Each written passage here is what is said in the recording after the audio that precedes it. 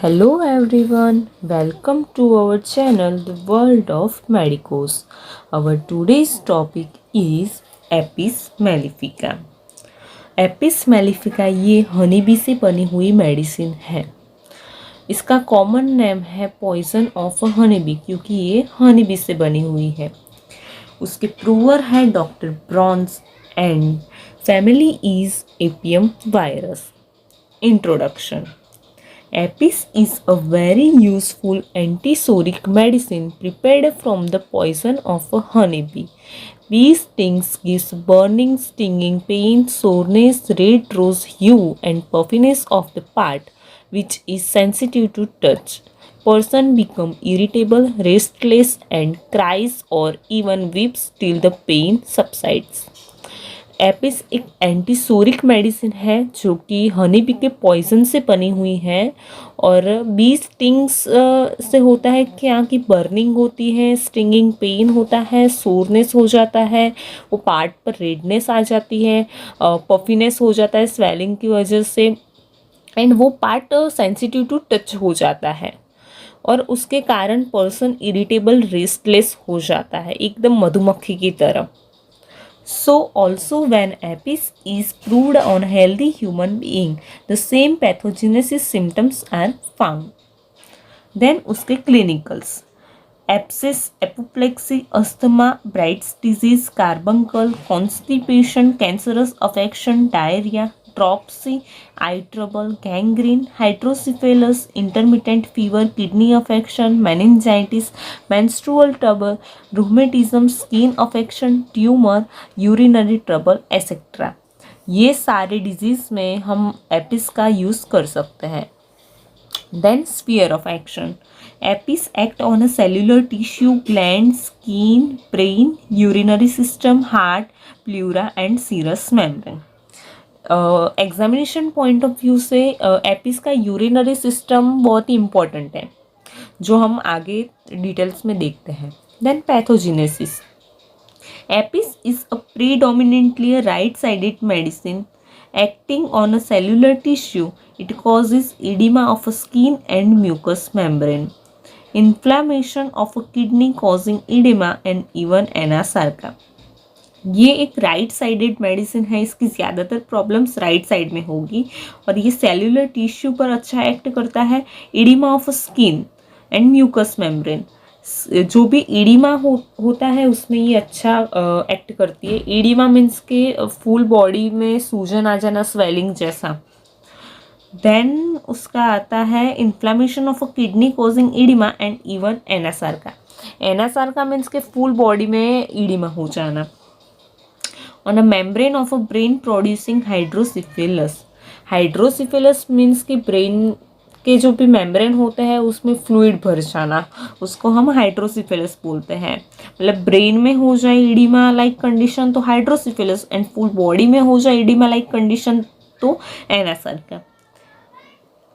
Then आता है citing in a pleurisy with effusion and on a serous membrane of the joint, manifesting synovitis on a glands. It causes enlargement and induration.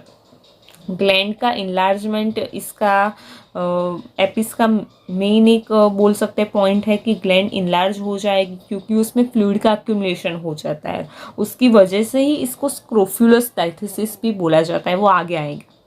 Then constitution. Physical makeup में क्या आएगा? Strumous constitution and bag like swelling under the lower eyelid.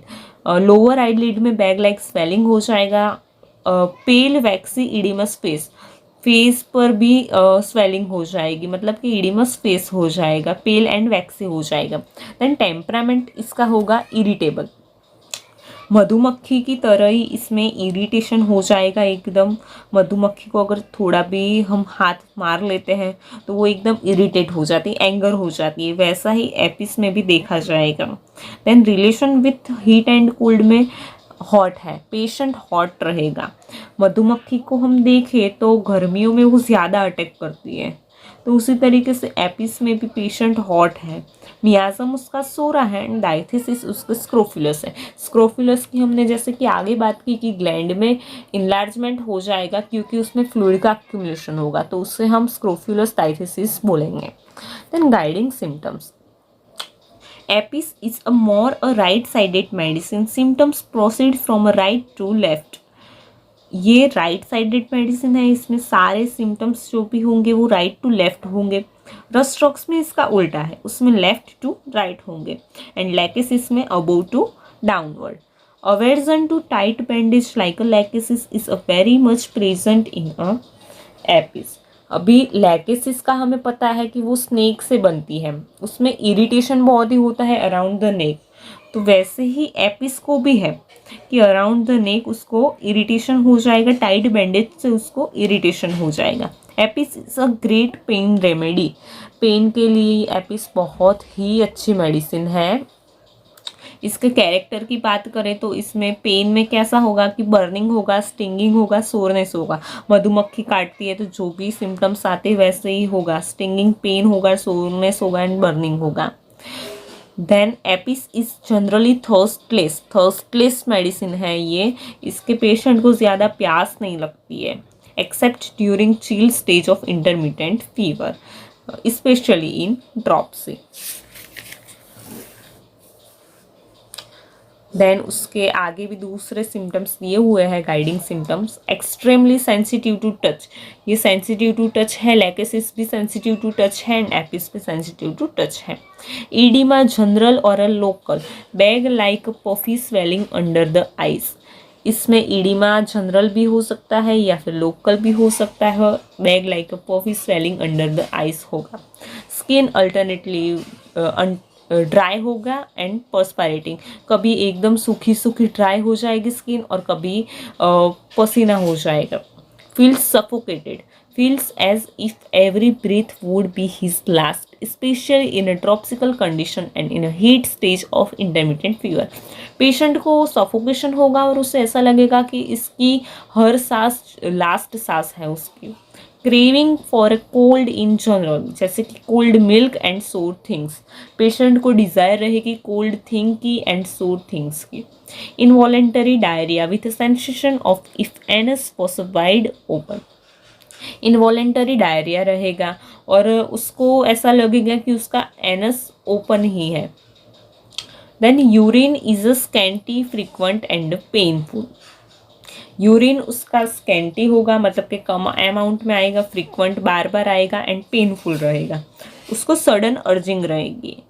Then strangury scalds while passing urine, irritable with burning pain, उसको urine pass करते समय पर irritation होगा and burning pain होगा। Then stupor with sharp sudden shrill cries in a brain disease, stupor मतलब कि unconsciousness बोल सकते हैं, ये माइंड की जो भी डिजीज होते हैं उसमें ये देखा जाता है स्टूपर। देन माइंड की बात करें तो the patient is a very much awkward, drops things while handling them, patient बहुत ही ज़्यादा ऑकवर्ड फील करेगा, वो अच्छे से कोई भी चीज़ें संभाल नहीं सकेगा। Very much irritable, nervous and frizzy रहेगा, मतलब उसको चैन ही नहीं पड़ेगा, अपना हाथ पैर वैसे हिलाता ही रहेगा। Hard to please, apathy, difference and unconsciousness are well marked, उसमें apathy, indifference and unconsciousness well marked रहेगा। जो भी हमने आगे देखा ही है कि इसमें इरिटेशन तो है ही, अनकॉन्शियसनेस भी है, तो उसके कारण वो अच्छे से कुछ भी कॉन्सेंट्रेट होकर कुछ चीज़ नहीं कर पाएगा। Listless, can not think clearly, also can not concentrate mind well attempting to read and study, वो अच्छे से रीडिंग और स्टडी भी नहीं कर सकेगा क्योंकि कॉन्सेंट्रेशन उसका वेरी लो है। Weeping disposition, can not help crying, discouraged and disappointed. Sudden shrill, piercing screams especially during brain disease, delirium after suppression, scarlet eruption, sensation of a dryness, mental state, उसका aggravation कैसे रहेगा, heat से रहेगा and warm room में उसको, and better उसको कब लगेगा, कोल्ड वेदर से। उसको पेशेंट हॉट है तो ऑब्वियसली बात है कि उसको गर्मी से एग्रावेशन ही होगा, उसको कोल्ड वेदर ही अच्छा लगेगा। देन एलिमेंट्स फ्रॉम में क्या है कि जेलसी है, फ्राइट है, रेज है, वेक्सेशन है, बैड न्यूज़ है, फिर बैड इफेक्ट ऑफ एक्यूट एक्जेंथेमा, फिर इम्परफेक्टली डेवलपमेंट एंड सप्रेस्ड, फिर अर्टिकेरिया। तो अभी हमने ये गाइडिंग सिम्टम्स तक देख लिया है, पर्टिकुलर्स हम नेक्स्ट लेक्चर में देखेंगे। So thank you for watching my video. Share with your friends, hit the like button and subscribe this channel for get the more useful videos. Thank you.